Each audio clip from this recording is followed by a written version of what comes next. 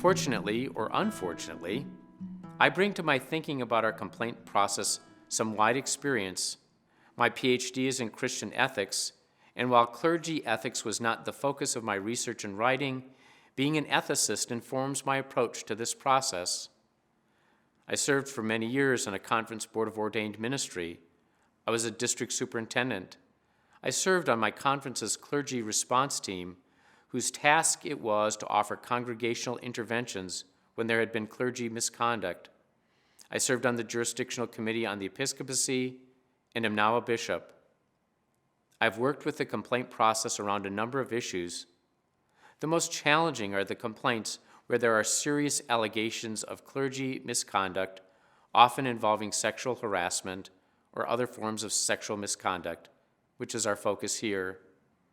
As bishops, we find ourselves in the role of being the initial recipients of a formal complaint. It is important from the very beginning that you help both the complainant and respondent understand the process. When the respondent is a clergy person, they often have a bit of an advantage in understanding our polity. It is important in such situations to make sure the complainant is given all the necessary information about our process. A person who can help them understand the process could be assigned, someone different from the complainant's support person. Rightly or wrongly, many complainants begin the process assuming that the bishop and the process itself is weighted in favor of the clergy respondent. It is vitally important that a bishop offer empathic listening and assure the complainant that the goal is accountability, healing, and repair of harm insofar as this is possible. Creating an environment of deep listening, kindness, and a profound commitment to fairness in the process is critical. Depending on the nature of the complaint and the issues involved, a just resolution may not include everything a complainant may want.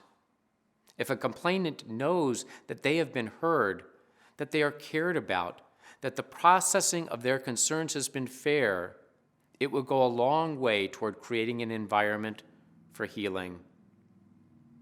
As bishops, we know we have a fiduciary role with regard to the church. Attempting to protect the church by short-circuiting the complaint process or offering a less than empathetic ear and heart will only damage the church in the long run. Our obligation to care for the church is not different from our obligation to the hurting person who has filed a complaint, nor to the person against whom a complaint has been made.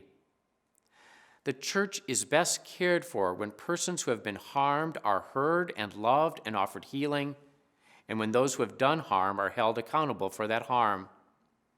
Healing and accountability are always central because they are central to the ministry for Jesus Christ. As bishops, we are more stewards of the ministry of the church than the institution of the church, though I do not see these as mutually exclusive.